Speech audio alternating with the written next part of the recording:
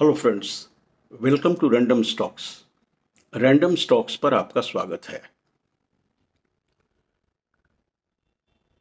कुछ सवाल थे और काफ़ी पॉपुलर स्टॉक्स इसमें हैं, इसलिए इंडिविजुअली कमेंट्स में न लिख करके हमने सोचा कि एक वीडियो बनाना एक ठीक रहेगा, सो दैट कि it reaches to other audience also.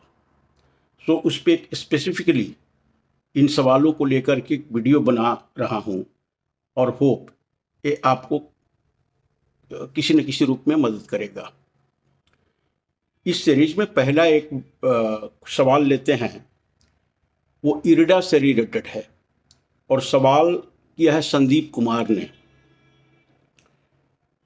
IRDA government of India का नवरत्ना कंपनी है और डेट फाइनेंसिंग करती है रीन्यूएबल सेक्टर को, एनर्जी सेक्टर को। So basically it is a infrastructure finance company. RBI का क्लासिफिकेशन इसी रूप में हुआ है। इनका मार्केट कैप इरडा का 54,000 है। प्राइस अर्निंग मल्टीपल 37.5 है। आरओई 17.3 है और फेस वैल्यू इसका 10 है। एक प्रॉब्लम यह है, इतने प्राइस में डिटोरिएशन के बाद भी ये प्राइस टू बुक, जो कि फाइनेंस कंपनीज को इवैल्यूएट करने के लिए सबसे स्टैंडर्ड बेंचमार्क है, उस पर अभी भी 5.8 टाइम्स ये प्राइस टू बुक कोट कर रही है और हायर साइड है। तो इस हिसाब किताब से, प्राइस टू बुक के हिसाब से, ये एक रेड फ्लैग है इस कंपनी में। बाकी फाइनेंशियल्स की तरफ देखें, सितंबर क्वार्टर को देखते हैं। सितंबर 24 एज कंपेयर टू सितंबर 23, सेल्स इनके रहे सितंबर 24 में 1630 करोड़ और सितंबर 23 में 1177 crore. So quite healthy jump in the sales.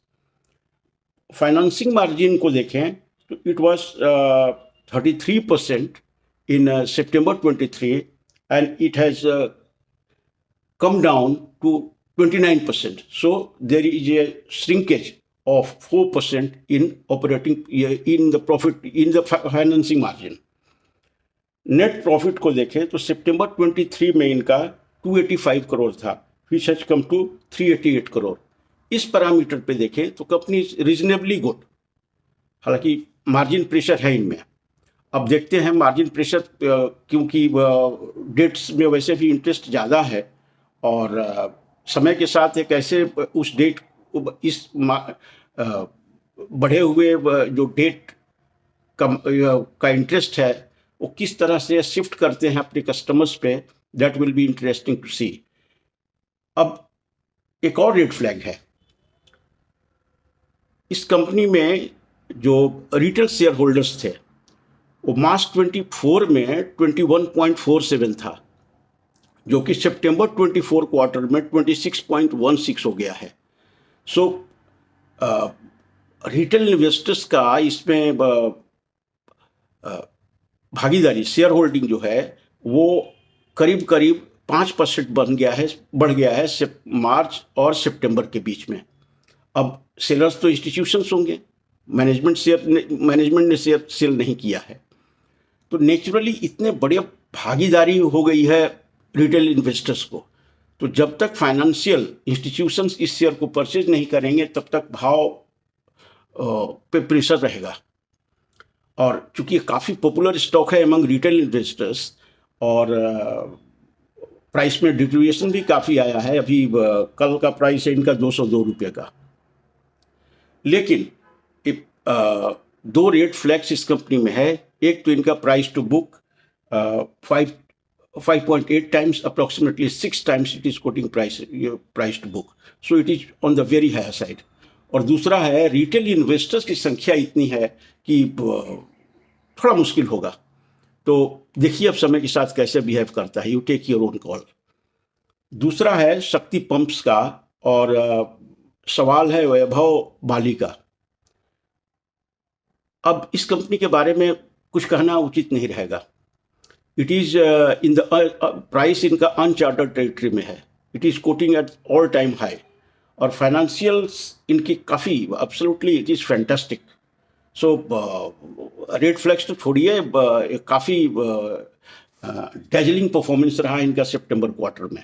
एक नज़र डालते हैं, सेल्स इनका सितंबर 24 में रहा 635 करोड़, जो केवल 153 करोड़ था सितंबर 23 में।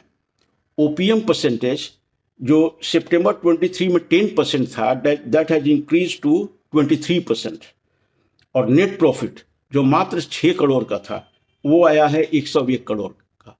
अब फ्यूचर में किस तरह से ग्रोथ करती है कंपनी, किस तरह से इनका फाइनेंशियल परफॉर्मेंस होता है, ये देखने वाली बात होगी। लेकिन जहाँ तक इस कंपनी का फाइनेंशियल को देखें तो it has no red flags. In fact, it has performed excellently. So it is a buy at this price. There is no if and but. अब फ्यूचर तय करेगा इनका मतलब प्राइस और कहाँ तक जाता है। लेकिन मार्केट कैप इनका केवल 11,600 है। Price earning ratio is also quite reasonable, 35.4. ROE is absolutely first class, 24.2. So this company, according to me, is 9 on 10. Excellent. अब आगे तीसरी कंपनी पे बढ़ते हैं, वो है तेजस नेटवर्क का। तेजस नेटवर्क डिजाइन और मैन्युफैक्चर करती है wire and wireless networking products. इनके इधर परफॉर्मेंस काफ़ी इम्प्रूव हुआ है और ये टर्न अराउंड स्टोरी है। मार्केट कैप है इनका 20,341 करोड़, प्राइस अर्निंग मल्टीपल्स है 44.8 और ROE है 2.06, नोटेड डाउन, जस्ट 2.06। तो अब इनके क्वार्टरली परफॉर्मेंस पे आते हैं। सितंबर 24 का इनका सेल्स रहा 2811 करोड़ सितंबर 24 में, जो 23 में it was just around 400 crore, 396 crore. OPM percent जो सितंबर 23 में 3% केवल था, दैट हैज इम्प्रूव टू 19%। और नेट प्रॉफिट तो सितंबर 23 में नेगेटिव में था, -13 crore, which has now in a profit of 275 crore. So there has been quantum jump, absolutely quantum jump in its performance. Only problem is its operating margin. It is quite low, quite low. और इनका ROE जो just 2% है। So company इधर के performance को यदि देखें, मार्च 25 में जो इनका ROE आएगा, that will B quite good. तो ये कंपनी फाइनेंशियल्स का जहाँ तक सवाल है बहुत ठीक ठाक दिख रही है, विशेष कोई रेड फ्लैग नहीं है। ओनली थिंग कंपनी अपने ऑपरेटिंग मार्जिन को कैसे इम्प्रूव करती है। लेकिन चूंकि ये काफ़ी एक वॉल्यूमिनस सेक्टर है, वॉल्यूम पे ग्रोथ आता है, इसलिए कंपनी पे प्राइसिंग पावर उस तरह का नहीं होता है because of competition. So margin पे इनका कुछ अराउंड ही रहेगा। यदि एक आध पॉइंट भी मार्जिन में इंप्रूवमेंट आता है, then the company will be absolutely sky rocket. तो ये है तेजस नेटवर्क का। एक चौथी कंपनी है ECOS मोबिलिटी एंड हॉस्पिटलिटी। ये भी काफ़ी पॉपुलर स्टॉक है, क्योंकि रिसेंटली लिस्ट हुआ है इसलिए डेटा तो ज़्यादा नहीं है। ये service provide, software driven car rental provide करती है इंडिया में। इनका मार्केट कैप है 1691 करोड़, प्राइस अर्निंग मल्टीपल से 30, ROE 38.7 है और मार्केट प्राइस है 282। एक इसमें प्रॉब्लम ये आ रहा है, the vertical downfall in the share price, it has crushed, it has बिल्कुल हाफ हो गई है समझो, in a very short point of time. इसलिए शेयर होल्डर्स को बहुत मुश्किल होगी इस कंपनी में, जो भी कुछ ऊपर के भाव या टॉप के आसपास जिन्होंने खरीद रखा है। It has just become half of their investment.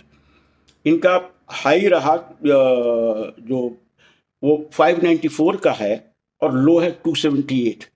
282 कल का इनका क्लोजिंग प्राइस था, so it is quoting around that, around the lowest level after their listing. अब ये कंपनी में हर पैरामीटर में ठीक लगता है। एफआईआई का इसमें होल्डिंग भी 4.29% है, डीआईआई का भी 7.2% है, पब्लिक का share holding is just 17.25%. So it seems to be a reasonably good company. The problem is कहाँ बॉटम बनाती है company, so it will test your patience. But इनका जहाँ तक बिजनेस का सवाल है, वो काफ़ी सेटिस्फाइंग लगता है। रेड फ्लैग्स इसमें कुछ दिखता नहीं है फाइनेंशियल परफॉर्मेंस को। अब इनसाइड इंफॉर्मेशन कुछ हो, कुछ प्रॉस्पेक्ट को लेकर के हो तो कुछ अलग बात होगी, बट फाइनेंशियल के आधार पे company is doing quite well. जैसे सितंबर क्वार्टर के रिजल्ट को देखते हैं, इनका सेल्स रहा 160 करोड़, जो सितंबर 23 में 138 करोड़ था, so quite a good jump. OPM percentage जो 18% था 23 में, that has gone up to 24%। और net profit, but net profit has remained the same constant 16%। So margin में इनका सेल्स के हिसाब से प्रोपोर्शनली ग्रोथ नहीं हुआ है। और द कंपनी चूंकि ये हॉस्पिटलिटी सेक्टर में है, ये इनका कुछ एक्स्ट्रा एक्सपेंडिचर रहा होगा अपने बिजनेस एक्टिविटी को लेकर के। But at this price companies price is quite justified नहीं। अब लेट अस सी, चूंकि मार्केट में भी काफ़ी क्रैश वाली सिचुएशन है, तो उसके हिसाब से इनका प्राइस ठीक ही है। लेकिन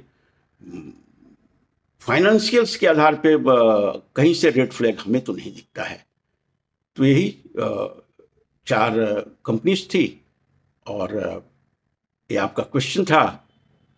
हम जब समझा सुबह सुबह इसको सॉल्व कर देते हैं, क्योंकि आगे चूँकि मार्केट आज खुला है इसलिए उधर देखना है। हाँ, मार्केट में भी एक बड़ा ही डिस्टर्बिंग रिपोर्ट आया है मक्वारी का।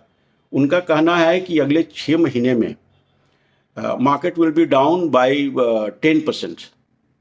So that will be quite a havoc यदि ये होता है। लेकिन चलिए, हर रिसर्च रिपोर्ट्स अलग अलग से कहते हैं। गोल्डमैन सैक्स का अलग व्यू है और दूसरे ब्रोकरेज हाउसेस हैं उनका अलग व्यू है। So let us see how it unfolds with time in the market. Thank you so much for watching the video. Thank you.